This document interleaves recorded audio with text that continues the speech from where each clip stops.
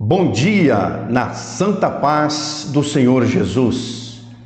Eu sou o Pedro, a gente faz parte do Ministério do Ensino da Ceifa e sempre fazendo as lives aqui.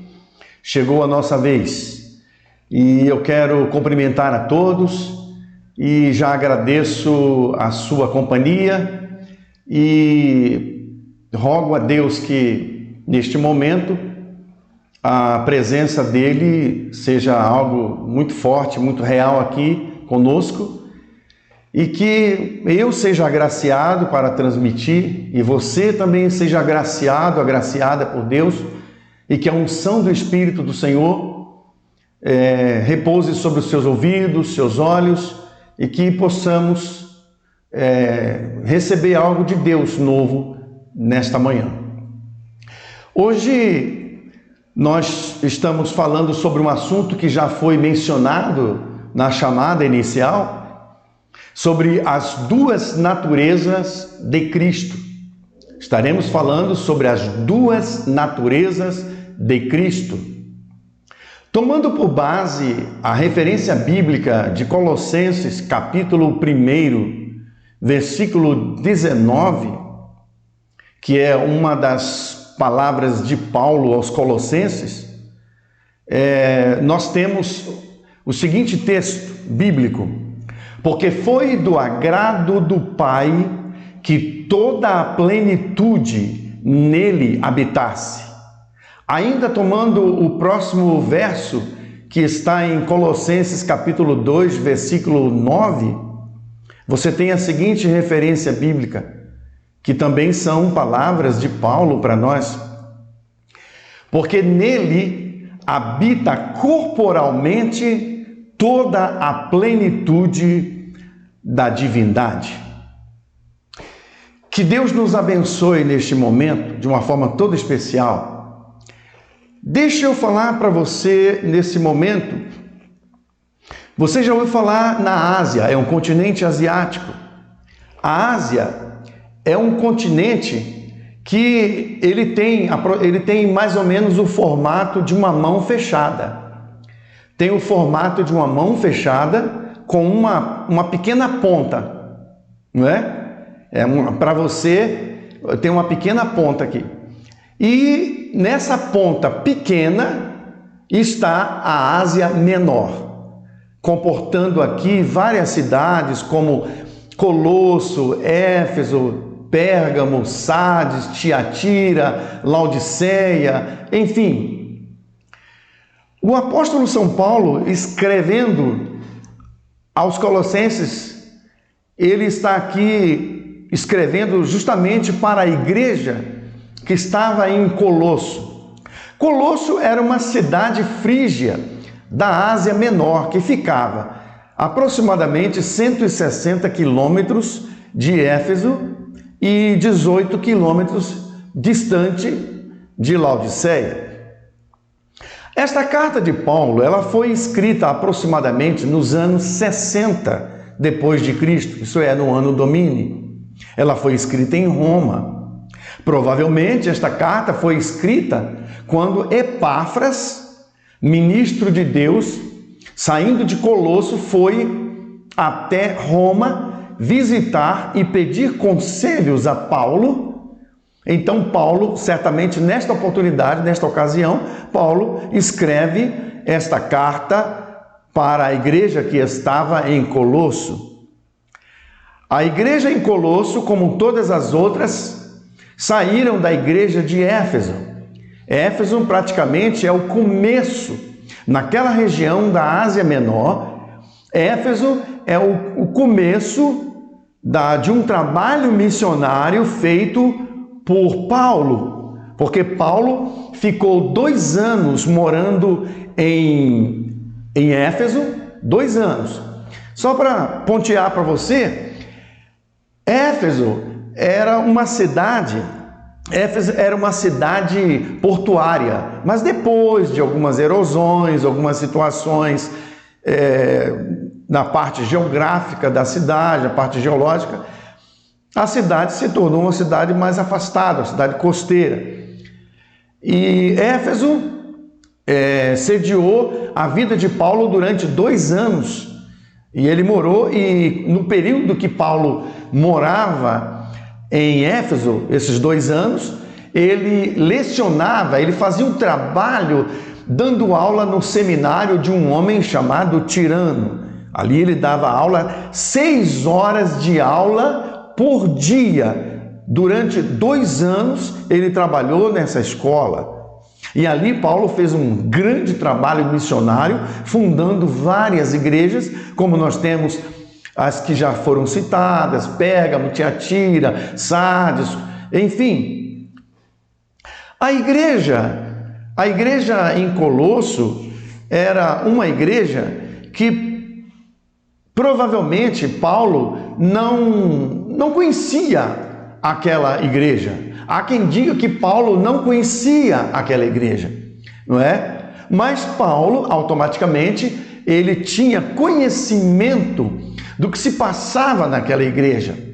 Porque Paulo morou em Éfeso. Éfeso, no começo, era uma cidade portuária. Claro que ali passava as embarcações, por ali passava os barcos, os navios, os saveiros, como se diz lá na Bahia, né? Lá passavam as embarcações. Então, da mesma forma como passa aqui em Bebedouro pessoas de Monte Azul, Ribeirão, Jaboticabal e outras cidades, passava também automaticamente pessoas de Colosso, e provavelmente Paulo tinha conhecimento de algumas pessoas de Colosso, até mesmo podemos entender que pessoas que eram da igreja. Filemon mesmo era um que era de Colosso, né? Filemon era de Colosso, e Filemon era conhecido de Paulo. Paulo conhecia Filemon, conhecia Onésimo, o seu escravo fugitivo, conhecia as pessoas de lá. E Paulo tinha constantemente relatórios e informações a respeito do estado da igreja, principalmente nesta época da escrita da carta de Paulo aos Colossenses, que foi na visita de Epáfras, que era fiel ministro e pastor da igreja em Colosso, provavelmente foi o fundador da igreja, um discípulo de Paulo, oriundo daquele trabalho missionário que foi feito ali na Ásia Menor, e principalmente na cidade de Éfeso, não é? Saiu aquele discípulo que depois um pastor, e que automaticamente teria fundado a igreja de Colosso. E ele passava as informações. Nesta oportunidade ele passou muitas informações para Paulo do que se passava na igreja. A igreja de Colosso era uma igreja que é considerado como uma obra-prima de Paulo. Paulo, ele amava a igreja de Colosso. Os elogios era importante, porque Paulo considerava como santos e fiéis. Eu sei o amor que vocês têm para com a obra. Eu sei o zelo, o amor que vocês têm. Então, as informações a respeito dos colossenses, que eram os crentes de Colosso, eram fantásticos. Só que tem um porém. A igreja de Colosso, como normalmente todas as igrejas enfrentam as suas dificuldades, a igreja de Colosso enfrentava 3 situações difíceis. O grupo de pessoas que se preocupava com fenômenos anormais, fenômenos paranormais. O grupo de pessoas que eram legalistas, tal qual o grupo que estava na Galácia, que também confrontou Paulo. Tinha os legalistas que olhava muito para a questão da lei e deixava a parte da graça. Tinha esse segundo grupo também. E o terceiro grupo era o pensamento filosófico que cercava a cidade e atingia a igreja também, no que diz respeito a não aceitar a deidade de Jesus Cristo, não aceitar a divindade de Jesus. Eles não aceitavam. Como que os moradores de Colosso pensavam a nível filosófico? Eles diziam assim: um ser humano gerou outro ser humano, o outro gerou outro ser humano, e assim sucessivamente o outro gerou, até que fez toda a humanidade, a raça humana, e Jesus é um desses que está aí no meio, colocado lá num bom lugar. Considerava como se Jesus fosse um bom vaso que foi colocado ali num lugar, mas eles não atribuíam a Jesus que Jesus tinha poderes vindo de Deus, que Jesus tinha divindade, que Jesus tinha a deidade nele. Para eles, Jesus era meramente uma pessoa humana, meramente um homem comum, como qualquer um de nós. Só que a Bíblia não mostra dessa forma. Quando nós olhamos a primeira referência bíblica, ou mesmo as duas referências bíblicas, que fala assim: porque nele habita toda a plenitude, ou toda a plenitude da divindade. Esta palavra plenitude, ela está no nosso livro, na nossa Bíblia, não é? Ela está em português. Mas se a gente for para o grego, que vai aproximando mais dos originais que a Bíblia foi escrita, a palavra plenitude no grego quer dizer pleroma, que é um termo técnico usado pelos gregos para indicar deidade plena. Então, a Bíblia, que é a maior autoridade de todos os tempos, ela declara e determina e informa que nele, em Jesus, habita toda a plenitude, todo o pleroma, toda a plenitude da divindade. Então, em Jesus habita a divindade. Não tem como discutir ou duvidar do contexto divino que está escrito, porque Deus é a maior autoridade de tudo e a sua palavra está acima de tudo, não é? Então, assim acreditava, e era um confronto que a igreja tinha naquele lugar. Tudo bem. Eu estou falando para vocês sobre as duas naturezas de Cristo. Jesus tinha a natureza humana e tinha a natureza divina. O que é uma natureza? A natureza é a essência. A natureza é a essência. Eu vou fazer uma simples comparação para você. Você tem, por exemplo, uma árvore, não é? E tem aquele tronco e tem ali os galhos, não é? Tem um galho para o lado esquerdo, tem um galho para o lado direito, tem o tronco. Olha, o galho direito, o galho esquerdo, o tronco ou outros ramos, todos constituem uma árvore, todos constituem uma árvore. Assim era Jesus. Ele tinha a natureza humana e também tinha a natureza divina, não é? A natureza é a essência, é o natural. A natureza é aquela predisposição. O que é a natureza?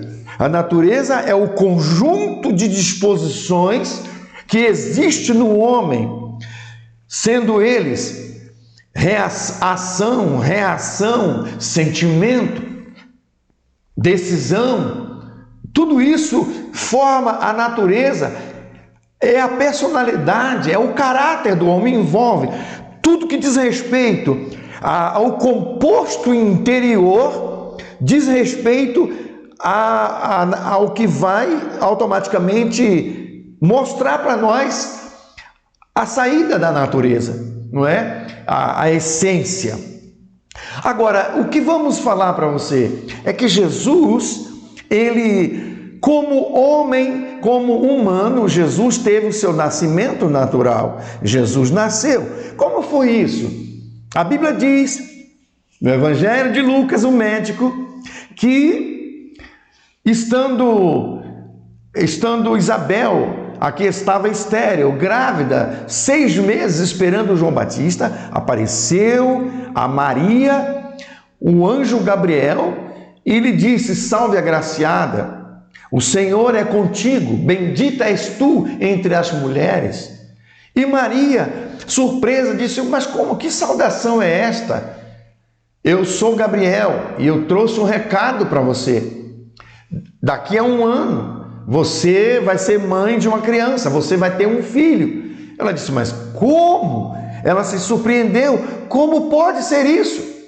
Porque Maria estava num período de desposamento.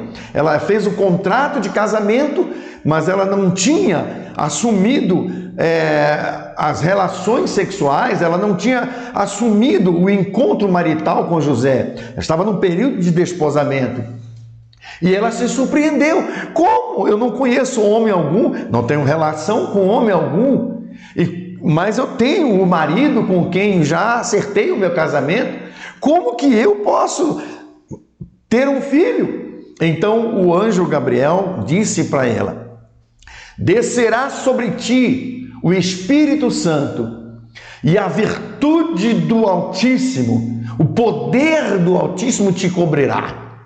E o santo que de ti há de nascer será chamado Jesus, e ele salvará o seu povo dos seus pecados. Maria, surpresa, agradeceu, e você conhece toda a história bíblica. Conhece a história. Decorrido o tempo necessário para uma mulher dar à luz, nasceu Jesus. Jesus nasceu sendo anunciado pelos anjos aos pastores que estavam no campo. Então nasceu Jesus. Jesus nasceu. Jesus então nasceu como um filho. Ele nasceu como um filho. Agora eu quero falar para você uma coisa. Vamos analisar a questão de filho, desse termo filho. Na verdade, Deus se humanou, assumiu a forma de homem. Deus assumiu a forma de homem, que é a mesma coisa que dizer que Jesus se despiu da sua glória. Não que ele abandonou a sua glória, mas os privilégios, algumas coisas que envolvia a vida de Jesus como um Deus no céu, ele colocou ao lado e desceu à terra, assumiu a natureza humana e nasceu como uma criança, nasceu como um filho. Aí você vai dizer: então, ele nasceu como um filho. Então vamos analisar a questão dessa palavra filho, porque Jesus foi o filho, foi filho de Maria, afilhado de José, não é? Ele foi filho de Maria. Então nós vamos ver agora. Quando nós olhamos o texto bíblico da nossa Bíblia em português, a única diferença na palavra filho é que às vezes nós encontramos filho com letra maiúscula e filho com letra minúscula. Não diz tanta coisa para muitas pessoas, mas quando a gente vai para o entendimento do idioma grego, a palavra filho tem 3 expressões que faz entender. A primeira palavra é teknon, a segunda paidion, a terceira huios. Essas 3 expressões, todas elas estão relacionadas a filho. Mas vamos ver o primeiro. O primeiro é teknon, filho. Existe o filho que o pai vai chamar como teknon. A palavra teknon é filho, mas no sentido de bebê, criancinha, filho imaturo. Você observa que quando o apóstolo João escreve na sua epístola aos irmãos da igreja, ele fala filhinhos. Filhinhos, ele usa essa expressão filhinhos. Pode ser também até uma expressão de carinho. Você vê aqui, teknon significa bebê, criancinha, filho imaturo. Paidion significa criança, menino, menina. Isso transcorre da infância até a fase adulta, ele é um paidion. Agora, huios é um termo grego utilizado para filho, mas é um termo grego utilizado no Novo Testamento para descrever um filho que pode ser facilmente identificado como filho de alguém por ter traços muito fortes de caráter ou personalidade de seus pais. Aí já difere das outras expressões. A única expressão que toma esse sentido tão completo é a expressão huios, do grego, que significa filho. E normalmente no texto bíblico do Novo Testamento, quando você vê uma atribuição a Jesus como filho, normalmente você vai ver a palavra huios. Pode até ter uma diferença na escrita devido às declinações do verbo em grego, devido às declinações, mas normalmente no Novo Testamento, quando se atribui a Jesus, quando se atribui a Cristo como Filho de Deus, filho, usa-se huios. Você pode verificar isso muito bem. Então, automaticamente, aqui está a clareza da palavra. Como que nós não temos como duvidar daquilo que o texto bíblico já coloca, e até mesmo a confirmação do próprio idioma da época já mostra isso aí para nós. Diante da situação em Colosso, porque quando Paulo ele estava em Roma, ele recebeu a visita de Epáfras, que era o pastor da igreja em Colosso. Epáfras passou toda a situação que estava acontecendo lá, toda a situação que estava acontecendo na igreja de Colosso, a situação de dúvida que eles estavam colocando na divindade de Jesus. Eles não tinham bem esse conceito de Jesus como ruio, mas como talvez um tecnô. E Paulo escreveu então uma carta aos Colossenses para dirimir aquelas dúvidas, para tirar aquelas dúvidas da mente, do coração dos colossenses, dizendo: gente, acredite no que a palavra está escrito, porque nele habita corporalmente. Em Colossenses capítulo 2, versículo 9, Paulo fala até de uma forma mais completa. Ele fala assim: porque nele habita corporalmente toda a plenitude da divindade. Isto é, toda a plenitude da divindade, todo o pleroma, toda a plenitude, tudo está nele. Jesus Jesus ele foi um tecnon, ele foi um paidio, mas ele era principalmente ruim, porque ele era filho de Deus. Jesus, ele era o filho de Deus. Não podemos desacreditar de uma verdade tão profunda como é esta. A igreja de Colosso estava vivenciando uma situação em que tinha um confronto dos pensamentos filosóficos, que duvidava de que Jesus tivesse esta graça divina, esta deidade, esta divindade nele. Mas a Bíblia é muito clara e muito enfática quando ela afirma isso. Observe o seguinte, observe isso. O que podemos analisar: Jesus, ele era filho, ele tinha a natureza humana. Vamos analisar um pouquinho a natureza humana de Jesus. Vamos analisar a natureza humana dele, porque ele tinha duas naturezas. Como humano, Jesus nasceu normalmente como uma criança, foi envolto em panos, ele chorou no seu nascimento, ele mamou no seio materno.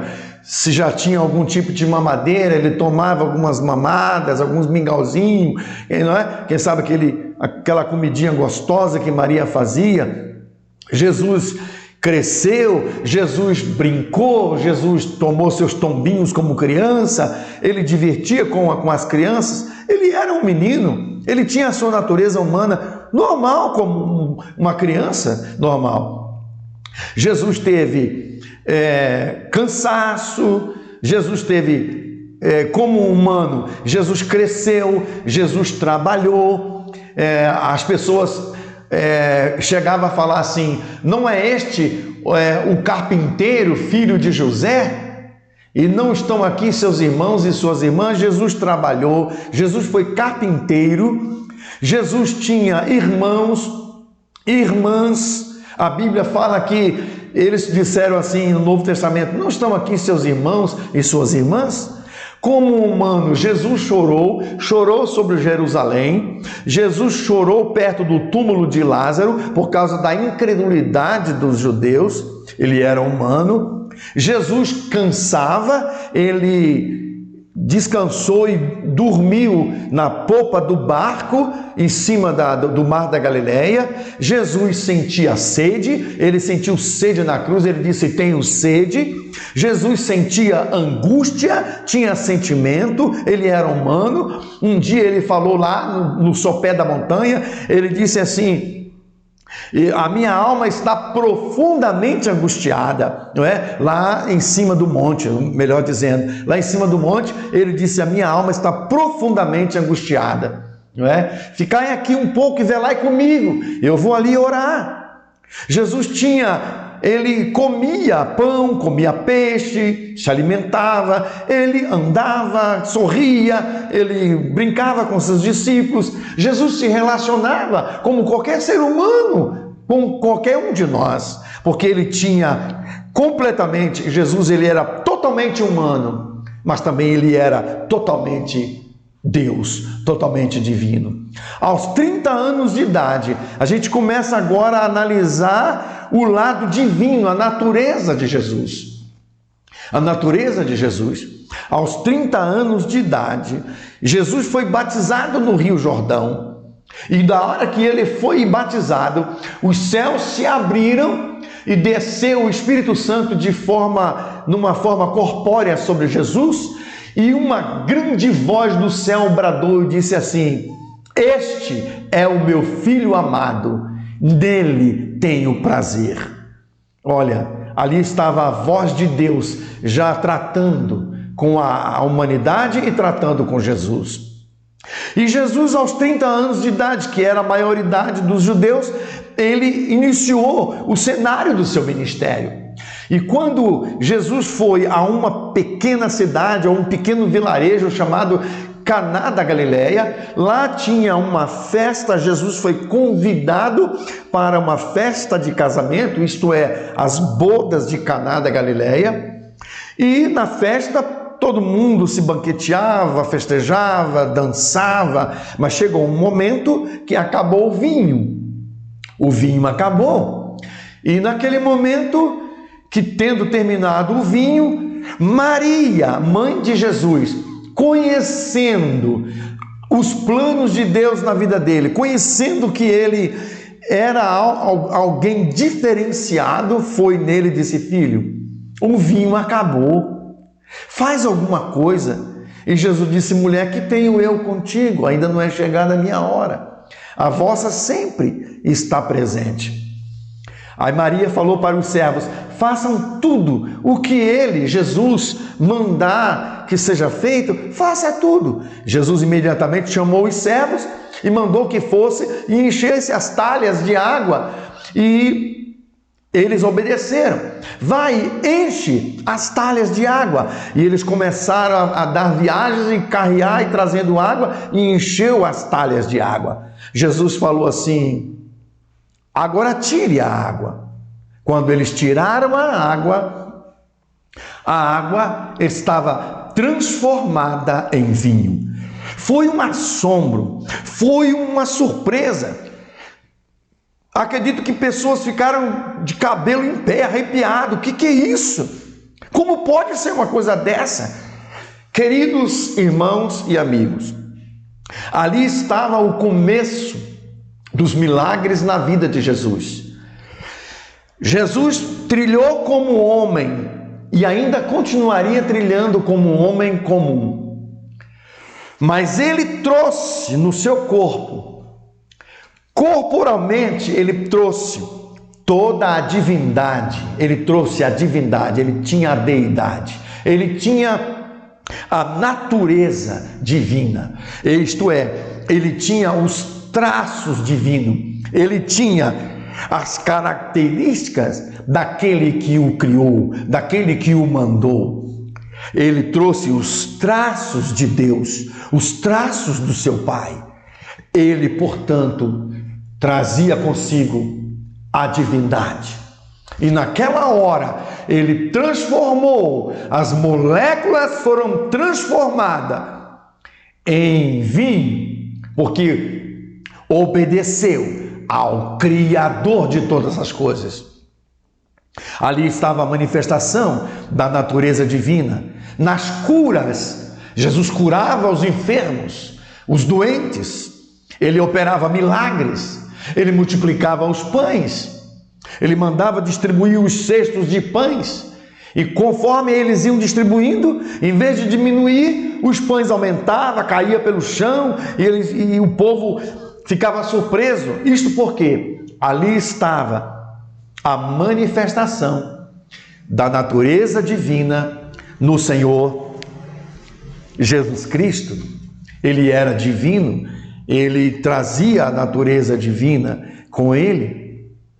Você observa que quando os discípulos pegou o barco e foi para o alto mar da Galileia, Jesus ficou em terra, ficou orando, e depois Jesus foi ao encontro dos discípulos. Só que os discípulos estavam em cima do mar, dentro do barco, e de repente Jesus veio caminhando por cima da água, por sobre os mares. Ele veio andando em cima do mar da Galileia.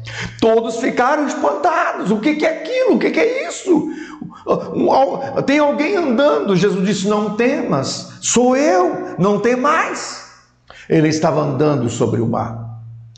Por que Jesus andou em cima da água? Conhecemos a história de Newton. Foi aquele que descobriu a lei da gravitação, a lei da gravidade. Newton descobriu que existe uma lei que atrai todos os objetos para o centro da Terra. Tanto é que se esta mesa tiver uma declinação e eu colocar aqui uma bola, um objeto, ele vai rolar. Porque a força da gravidade vai atuar e vai puxar para o centro da Terra. Se eu jogar esse Novo Testamento aqui, não é? Se eu jogar esse Novo Testamento aqui, se eu tirar a mão, ele cai. Por quê? A lei da gravidade atrai ele para o centro da Terra. Agora, eu pergunto para você que ainda tem uma dúvida a respeito de Jesus, para você que ainda está deixando esta sujeirinha de entendimento, essa filosofia de que Jesus era meramente humano, era um bom profeta, que Jesus era foi um anjo, um arcanjo, um bom profeta, para você que ainda tem esses pensamentos mesquinhos ainda, vamos remover isso aí hoje. Por que Jesus andou em cima da água e a força da gravidade não puxou Jesus para baixo e ele não foi afogado? Sabe por quê? No Salmo de número 19, a Bíblia diz que a lei do Senhor é perfeita. A lei do Senhor é perfeita. Foi Deus quem criou a lei da gravitação. Deus criou a lei da gravidade. Deus que criou. Newton apenas descobriu o efeito da lei da gravidade. Mas quem criou a lei da gravidade foi Deus, o Criador. E como a lei de Deus é perfeita, e Deus, ele não se deixa ser confundido, Deus é puro e perfeito, e Deus também não se contradiz, porque o dia que Deus vier a ter alguma contradição, ele deixa de ser Deus. Deixaria de ser Deus? Como Deus não se contradiz jamais e nunca há de se contradizer? Jamais. Então ele criou a lei da gravidade, ele criou os mares. E Deus, quem criou, está acima do que é criado. Então ele tem autoridade. Ele criou, Deus é o Criador. A gravitação é criada, então o Criador é superior, quem cria é superior ao criado, não é assim? Ou seu filho manda em você, que é pai, não é? Então quem cria é superior, logo Deus e Jesus, ele tem e tinha autoridade sobre aquilo que ele criou. Então Jesus, ele segurou a lei da gravitação, ele não permitiu, a lei da gravidade jamais poderia tragar Jesus ali, jamais, porque ali estava o seu Criador, o seu Deus. Eu vou parafrasear, é como que as moléculas da água perguntou assim, e a lei da gravitação, o que vamos fazer? Vamos tragar? Então Deus diz assim, não, jamais, jamais. Então a água não teve condição de tragar Jesus, ele ficou em cima, andando por sobre as águas, e não foi tragado, porque Jesus é Deus, porque nele habita e habitava corporalmente toda a plenitude da divindade, ali estava ele.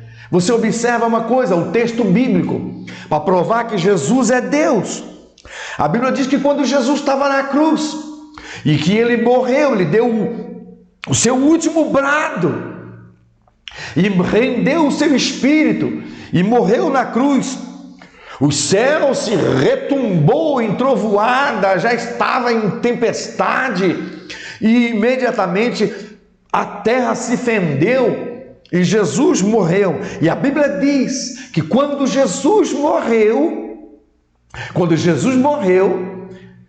mortos foram ressuscitados na morte de Jesus, saindo depois da sepultura, quando Jesus ressuscitou, saiu da sepultura. Aí o texto bíblico mostra que corpos de santos foram vistos andando na cidade de Jerusalém. Quando Jesus morreu, os mortos ressuscitaram. Certamente santos ressuscitaram. Sabe por quê? Porque ali nele estava corporalmente toda a plenitude da divindade. Deus estava ali na cruz, Deus estava ali com Jesus, não é? Ele era Deus. Queridos, uma coisa é interessante, depois que Jesus morreu e ressuscitou ao terceiro dia, Jesus então teve que voltar aos céus. E ele chamou os seus discípulos, os seus apóstolos, chamou ele e reuniu no Monte das Oliveiras e disse assim: agora é-me dado todo o poder no céu e na terra. Ide, portanto, fazei discípulos de todas as nações, batizando-as em nome do Pai, do Filho e do Espírito Santo. Olha o que Jesus disse: agora é-me dado todo o poder no céu e na terra. Agora, aquele homem com natureza terrena, ele morreu, foi sepultado, ressuscitou num corpo glorioso,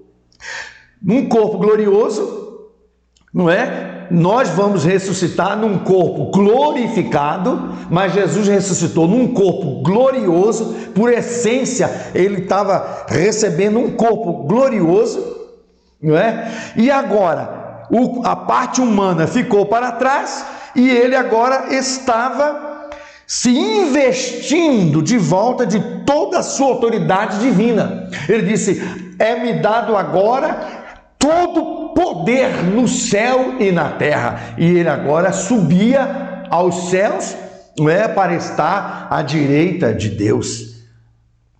Queridos, nós estamos encerrando esta pequena reflexão, esta pequena meditação com você. E para você, meu amigo, ou irmão que teria, quem sabe, alguma dúvida a respeito da divindade de Jesus, vamos hoje ter eliminado esta dúvida, porque Jesus, ele era totalmente homem e totalmente Deus. Ele nasceu, cresceu, morreu, sentia fome, sede, cansaço, dormia, comia pão como nós, mas ele era Deus que andava por cima das águas, ele era Deus que fazia milagres, ele era Deus que ressuscitava os mortos. Olha, quando Jesus Cristo chegou na cidade, o endemoniado gadareno se deparou com Jesus e disse para Jesus assim: eu bem sei quem tu és. Olha, quantas pessoas têm dúvida de Jesus? E os demônios, que são totalmente opostos a Jesus, disse clara e explicitamente para todos: eu bem sei quem tu és, Jesus. Tu és o Santo de Deus. Tu és o Santo de Deus.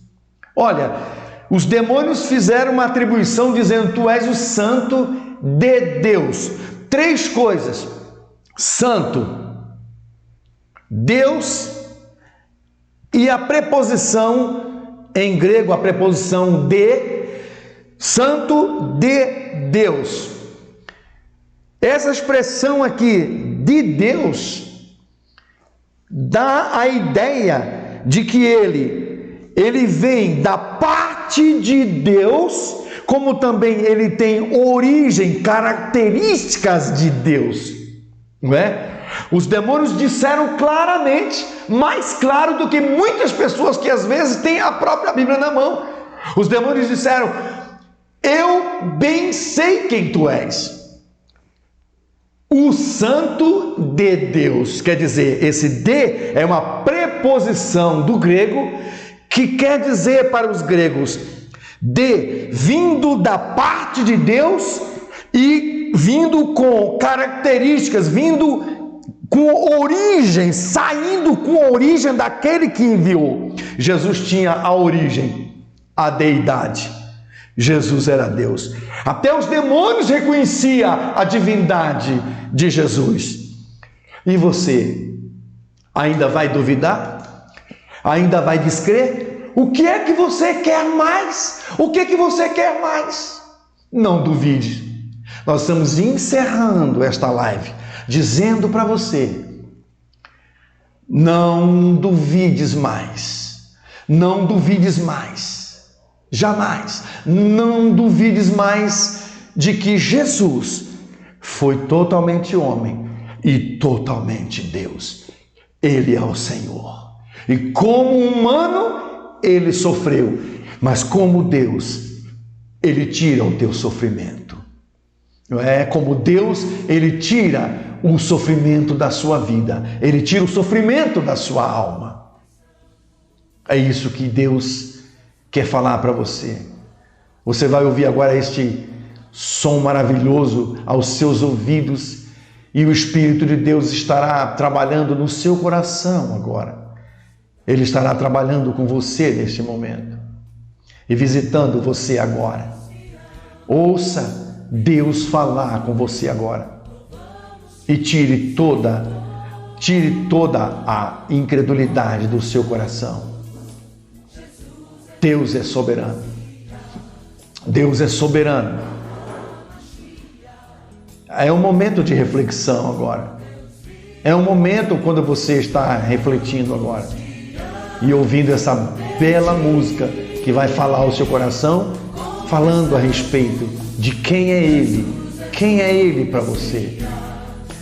Você que está aí me ouvindo, você que está sentado aí, você que está, quem sabe, no presídio, você que está aí no hospital, você que, quem sabe, está com o Covid-19, você, quem sabe, que está aí pensando que vai morrer, ainda há esperança para você, ainda há esperança para você. Deus quer restaurar você.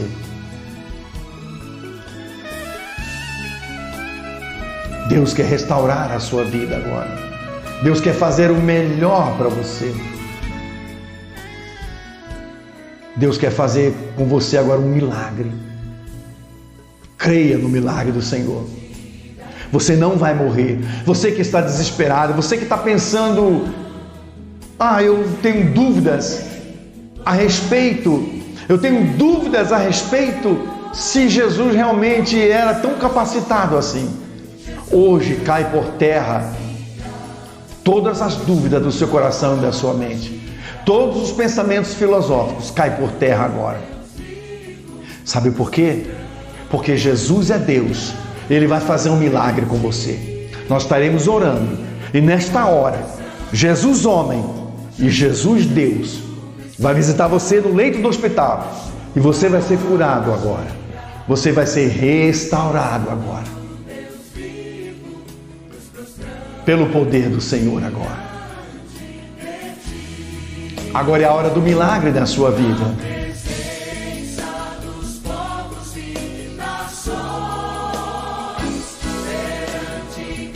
Acredite no Senhor. Eu quero orar por você neste momento. Nós vamos orar. Eu quero dirigir a Deus uma oração e pedir a bênção de Deus pela sua vida. Senhor, eu te agradeço por esses momentos e a transmissão da tua palavra. E peço nesta hora que o teu Espírito, Senhor, esteja colocando esta palavra no interior, no coração e na mente de muitas pessoas. E que muitas pessoas venham hoje, nesta manhã, a abraçar a verdadeira crença que Jesus é o Filho de Deus e que Jesus é o verdadeiro Deus.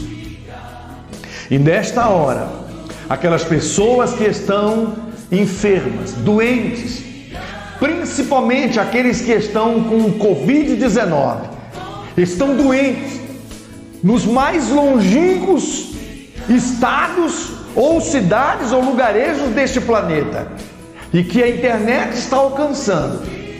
Nesta hora, que o poder do nome de Jesus alcance essa pessoa. Eu declaro sobre a sua vida a cura de Deus. Receba agora, receba o milagre. Em nome de Jesus, eu repreendo esta enfermidade, como também esta dúvida. Declaro agora, seja curado agora. Em nome de Jesus Cristo, receba a tua cura e o teu milagre agora. Em nome de Jesus. E as dúvidas sejam sanadas pelo poder do Cristo, que é Deus aqui conosco.